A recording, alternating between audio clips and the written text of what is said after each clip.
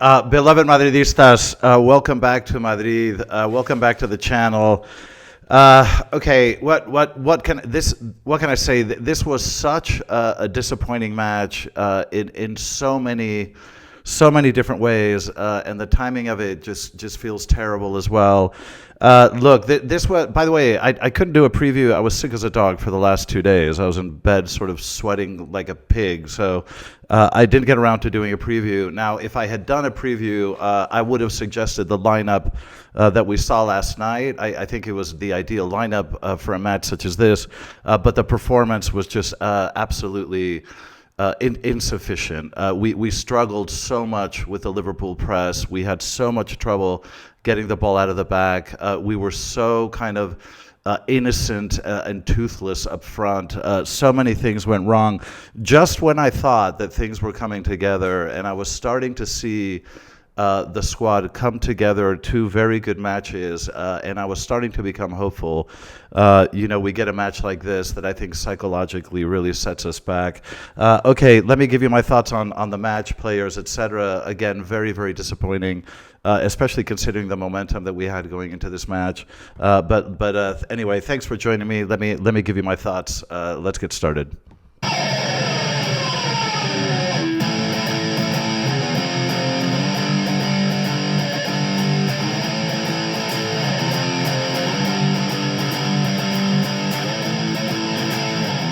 Madridistas, welcome back.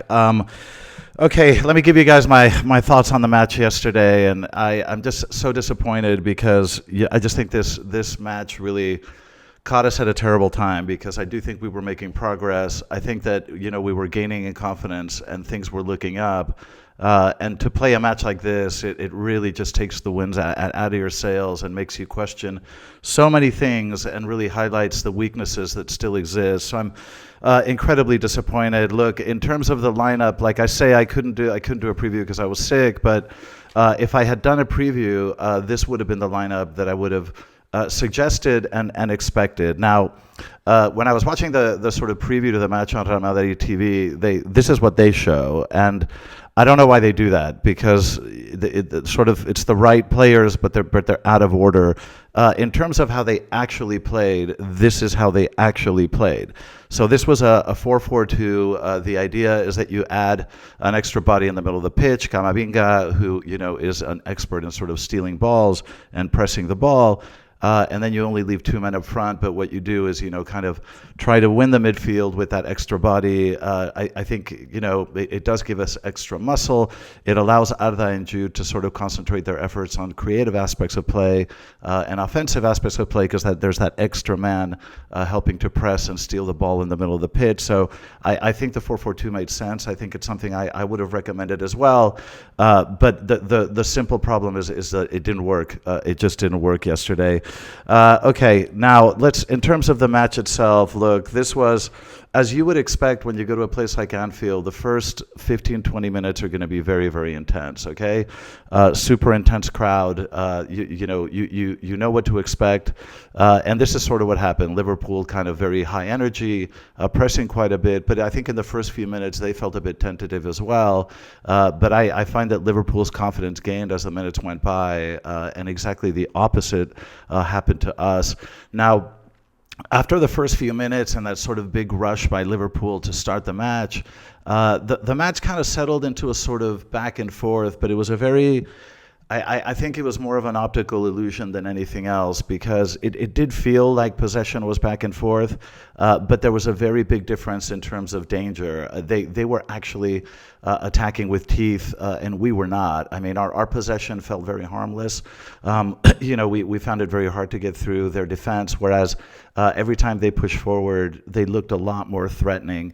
I think their press really hurt us. Liverpool is a team that not only presses sort of, they don't only defend positionally, but they really poke, they bite, they stick their feet in and they try to steal the ball. They're very physical, very thorny, and teams like this really bother us. We struggle a lot with teams that have that physicality, and Liverpool certainly has it. And And, it's funny because this is not one of the better Liverpools that we've seen in the last few years. I mean, this is a Liverpool that's struggling this year. And yet yesterday they did so much damage to us in possession. They put so much pressure on us. It was just really hard for us to circulate and to connect lines. And one of the observations, it really is that we were very toothless up front. I just, with the quality of players that we have, it's just amazing how little bite we have up front. We've kind of been struggling with this issue all year, but it was really evident yesterday. Liverpool's first chance came in the 9th minute, very early on. And by the way, from the first minute, you could see this massive battle between Carreras and Mo Salah. And I think one of the very few silver linings of the evening was Carreras, because I think that he did a very good job neutralizing, for the most part, Mo Salah, and this comes off, neutralizing Lamine Yamal. I think Carreras is demonstrating that he can play the big games and he can defend against the very big players. And I think that's one of the very few but very positive takeaways from yesterday. The first few minutes, like I say, were a struggle. The only way that we could seem to get the ball up front was to Vini, because Vini was playing extremely wide left. If you notice, he was positioned absolutely at the byline all the way on the left. And so he was kind of the only avenue to get the ball up front, was to send it out very far to the wing to Vini, and then hope that Vini would create something. But inevitably, more often than not, there was just nobody in the middle, or the passing was poorly coordinated, or the last decision was poor. But in that last third, we were just very, very imprecise. After about the 20th minute, we started to recover the ball a little bit more quickly. So Liverpool felt a little bit less dominant after about the 20th minute. But the problem is that our possession felt really innocent. Even when we were in positional possession, sort of, and they were defending in a low block, it seemed very, very hard for us to find any space to get through that defensive line. So. Again, it felt like a bit of an optical illusion in terms of the back and forth. Now, after about the 27th minute, the Courtois festival began, and this was one of the more spectacular goalkeeper performances I've seen, because Courtois, if not for Courtois, the scoreline last night could have been something pretty outrageous. But Courtois made some absolutely incredible saves. This is the best goalkeeper in the world, and one of the best I've ever seen, because in the very big moments, in the very big matches, Courtois, it's unbelievable how he shows up. Ironically, against Liverpool, he's just extraordinary. But unfortunately, one goal too, one save too few. In the 42nd and 44th minute, as we were, kind of closing out the first half, you had two more absolutely miraculous saves by Courtois. Again, it was just shocking that we went into the half 0-0. The second half was just, again, more of the Courtois show. There were 3 saves in the first 6 minutes of the second half, and that just gives you an idea of how vulnerable we were, how easy it was for Liverpool to create danger. Again, we just felt outpowered. I think we felt outmuscled. Liverpool was playing with greater intensity. We were sort of, trying to. I think we were lacking intensity. We were lacking teeth. I think in the physical challenges, we seemed to lose the really physical 50-50 balls. It just felt like Liverpool was playing with another gear, and that kind of physical difference really bothered me. In the second half, Camavinga started to lose balls. Huijsen also started to struggle, back-to-back stray passes, losing the ball. We just started to become very sloppy in possession and lose the ball more easily. And I think as the minutes went by, Liverpool just felt more and more comfortable. Mbappe was just not getting involved at all. We were having such a hard time getting the ball to him, and when we did, he was either too isolated, too well defended, or just too imprecise in his action. So anyway, their goal finally came in the 60th minute, very well deserved. By the way, we were committing so many fouls at the edge of the box. It's like this felt to me like just very poor strategic thinking on the part of our players. You cannot commit those many fouls at the edge of the box against a team that is very good in the air, and that one of our biggest weaknesses are aerial balls and set pieces. So why the hell are you fouling so much around the edge of the box? This, I think, was just, very, very poor strategically. This is something that I would have told the players to avoid at all costs. Do not foul at the edge of the box. But that led to the 1-0. This was a very well-placed ball into the box. And McAllister just had to just barely scathe the ball and do just enough. I don't think Courtois could have done anything in the goal. You could argue maybe he could have come out, but quite frankly, after the series of saves up to that point, I don't think any of us deserve to criticize Courtois in any way, shape, or form. So very, very well-deserved goal for Liverpool. Okay, in the 68th minute, Camavinga came off for Rodrigo. At this point, Camavinga was very sloppy. And was more of a liability than anything else. And of course, we needed a goal, so Rodrigo came on. Again, Huijsen getting very sloppy with the ball as well. Liverpool's intensity was just killing us as the minute went by. I think that we looked sort of weaker physically, but they didn't seem to wilt. They continued to play with the same level of intensity. In the 80th minute, Trent came on the pitch for Arda Güler, who had a very quiet match as well. Now, the boos for Trent were a little bit, unfortunate. Nobody likes to see this. But boy, did he get booed every time he touched the ball. That must have been a very tough night for Trent in many respects. So we were sort of trading, at the last few minutes of the match, we were kind of trading chances, but it just always felt like their chances were more dangerous than ours. There was something very innocent about our attacks, which again is really surprising considering the quality of players we have. But something last night just didn't click. We didn't look threatening. It was just very strange. Okay, in the 89th minute, Fede came off for Ibrahim. Again, too little, too late, and all a bit desperate. And then by the time we got to the final whistle, it just felt like 1-0 was just a lucky result. I think optically this saves our dignity. But in terms of play, we all know that this should have been 3 or 4-0 or something along those lines. Look, in terms of broad takeaways, like I say, I'm incredibly disappointed because we just had so much momentum and so much wind in our sails, and I think this comes at a terrible time. But it's very obvious that this team has a lot of things to fix still, and we're still just not there. I probably got a little bit too excited too quickly, but let's okay. Here's some of my takeaways. Number one. Real Madrid is a team with an enormous amount of class. Now, I don't know if you guys were aware of this, but you know that Diogo Jota, the Liverpool player, Portuguese player, passed away a few months ago in a car accident. I thought it was incredibly classy of Real Madrid to send a delegation. It was Butragueño, who is head of institutional relations for Real Madrid.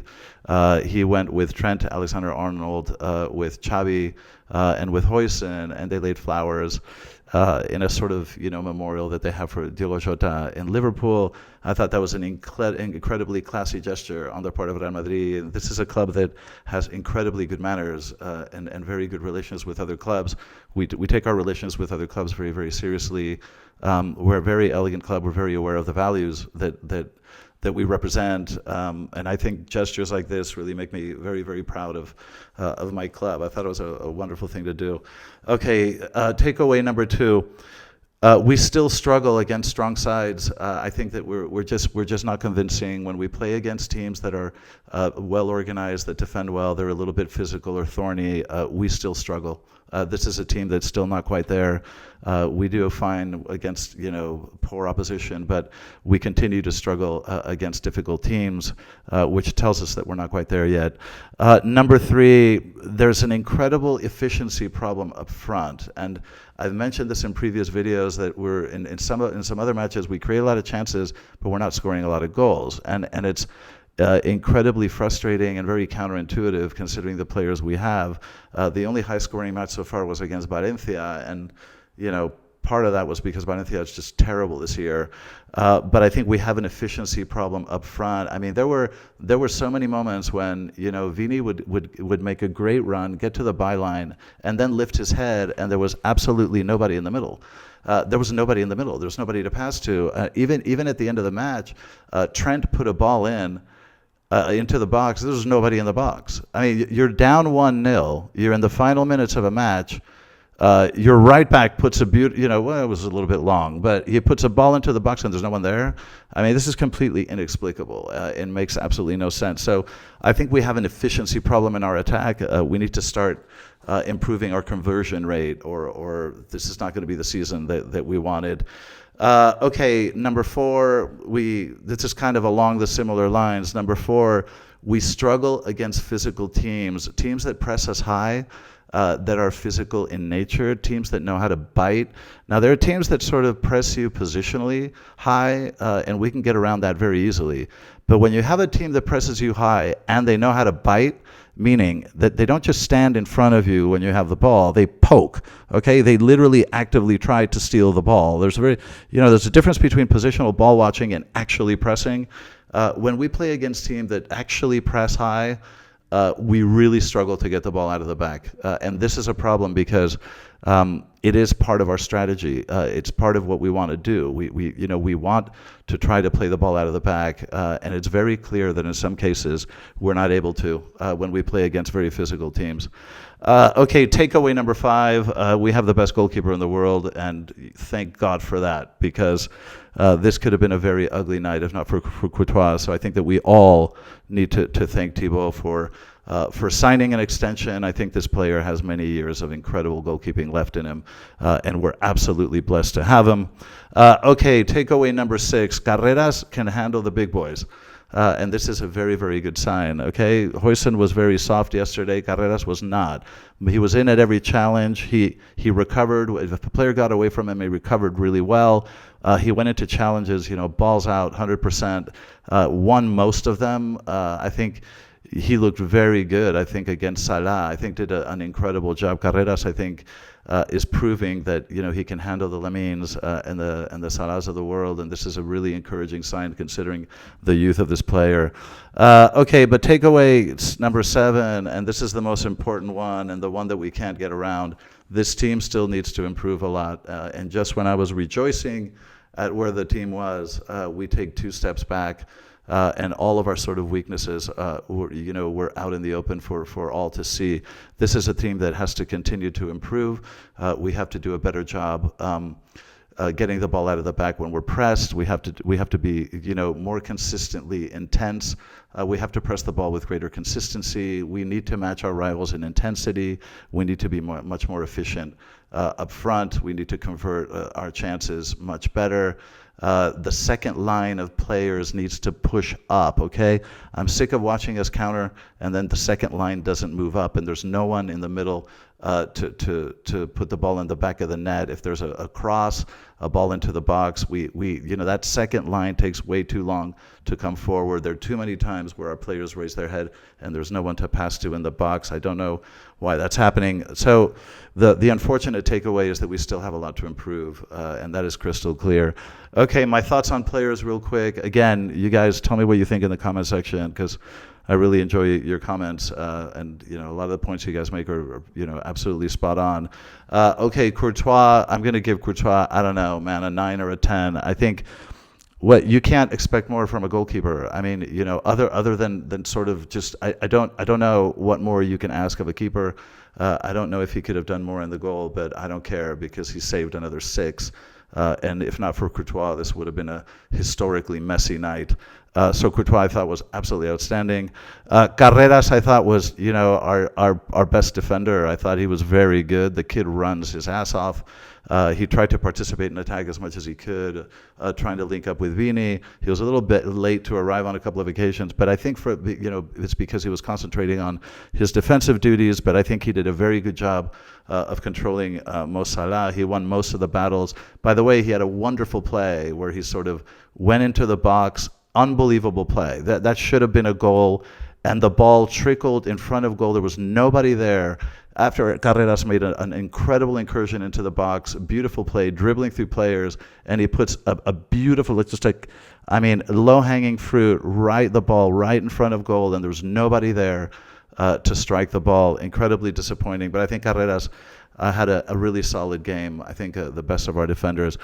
Okay, Huijsen, I think Huijsen had a really shitty night. Okay, I think this is the first night that I think he showed his vulnerability and his age. He even passing, which is one of his great attributes, his passes were sloppy. He lost a lot of balls. I think that he really struggled even in aerial balls. He felt a little bit insecure at times in challenges. This was a game that felt like the intensity and the sort of level of the game may have been a little bit much for the kid. Now, I love Huijsen. I think he's an amazing center back, and I think he's going to be amazing for us. And I would continue to start him without a doubt. But he did show us yesterday that he does have to gain an experience and I think perform a little bit better when the stakes are this high. So I think Huijsen had a really poor match. I think out of 10, I'd probably give him a 4 or something like that. Okay, Militao was a little bit better. I think he was more of a sort of 6. He tried his best. I think he had a good first half, a very solid first half. I think he struggled a bit in the second half. I think physically they looked stronger than we did. He held it together, I think, sort of as long as he could. I think all things considered, he did okay in most of his challenges. He was okay in the air. I think Militao played a decent match. I think something along the lines of 6 would be fair. Fede was actually really not bad. I mean, Fede was maybe a 6 or a 7. In the second half, you could feel that physically he kind of came off a little bit, but I think he did a very good job in the first half. He played that right back position really well, drifted to the middle when he could, drifted up when he could. But again, it was one of these very physical games, and I think Fede for the most part, did a good job containing his mark. So I think Fede had a decent match, not excellent, but I think had a fairly decent match. Okay, Tchouaméni was sort of okay, maybe a sort of a 6. Again, better in the first half than the second half. I think this applies to quite a few players. In the second half, he did struggle a bit, but I think in the first half he was pretty good. He was where he needed to be. I think very present. Getting balls out. I think in challenges he was okay. He was good in the air. I think yesterday it felt to me like the problems were more collective than sort of individual. I don't think Tchouaméni did anything wrong particularly, but there was just something wrong with the collective play that was missing. But Tchouaméni, I think, sort of had an okay, decent match, maybe like a 6. Okay, Camavinga was poor. Camavinga, I think in my mind, was sort of a 3 or a 4. But it bothers me to say this because he's one of my favorite players, and I love his athleticism, and I love what he brings. But just last night wasn't his night. He tried, I think, in the first half, ran a lot, tried to press the ball, but he did lose a lot of balls. And in the second half, he was losing balls with a lot of consistency, and it just became really, really frustrating. He's a player that I love, but just last night was not his night. His passing was inaccurate. Players were managing to get away from him. And like I say, by the second half, he was just losing balls left, right, and center. I think Camavinga had one of the more disappointing performances I've seen out of him. Okay, Arda had a poor match, and not for lack of trying. I think he just couldn't make an impact. There was just, he didn't really have time to lift his head and look around. I think Liverpool did a very good job of putting pressure on him, so he wasn't able to sort of lift his head and make the kind of passes that he typically makes. But he certainly tried his best, had a couple of good plays. But I think overall this was just not a good performance. He wasn't able to dominate in the middle of the pitch or create anything or link up with Kylian at all. Kylian was completely isolated the entire match. I think this is one of the poorer matches that we've seen. He's had a phenomenal season, but last night was not a good game for Arda. I would give him no more than probably a 4 last night. And it hurts me to say it because he's playing very well, and I love him as a player, but he just, was not his night. Okay, Jude I think was slightly better. I think he was just slightly more active, especially in the first half. I think he was very active, but very ineffective. So, he did participate a lot, got the ball a lot, but just didn't manage to create anything with it. I think Liverpool pressed him quite well. They marked Kylian and Vini really well, and I just think Jude wasn't able to make anything from the many touches on the ball that he had, especially in the first half. But he was more active, I think, than Arda. And on the creative side, I'd give him maybe a 6 or something like that. Okay, Vini, I don't know. Vini, I would say, I don't know what to tell you. Maybe a 5 or a 6. I mean, he certainly tried his best, especially in the first half on that wing, but just just not able. The one v ones, 1v2s were not quite working. The balls that he crossed to the middle were either inaccurate, or there was nobody there, or he just sent it to the wrong place.